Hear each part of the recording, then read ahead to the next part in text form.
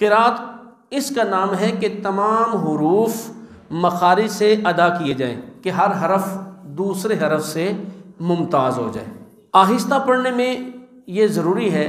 जो हमारी सिरी नमाज़ें होती हैं, जैसे ज़ोहर की होती है, असर की होती है, या बकिया हम नवाफिल और सुन्नतें पढ़ते हैं, उसमें हम आहिस्ता क़िरात करते हैं। तो उलमा फरमाते हैं, बहार शरीफ के हवाले से लिखा हुआ है कि आहिस्ता पढ़ने में ये ज़रूरी है कि इतना पढ़े कि ख़ुद सुन ले। जब हुरफ हम पढ़ेंगे अपनी ज़बान से तो उसकी हल्की सी आवाज़ जो है वो कानों तक आएगी।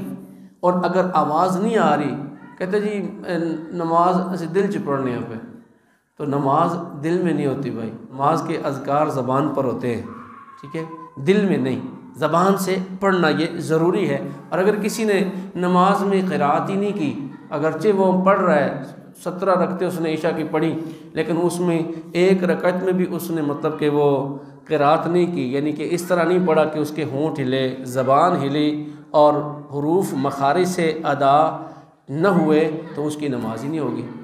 अगर हुरूफ तो सही अदा किए मगर इतने आहिस्ता कि ख़ुद भी ना सुना और कोई रुकावट मसलन शोर गुल या सिकले समात ऊंचा सुनने का मर्ज़ भी न था, तो फिर भी नमाज नहीं होगी। अगरचे अच्छा कारी है, बेहतरीन पढ़ने वाला है, लेकिन नमाज में वो पढ़ रहा है,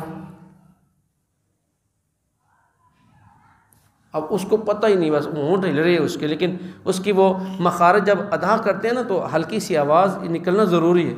वो नहीं निकली तो उसकी नमाज नहीं हुई।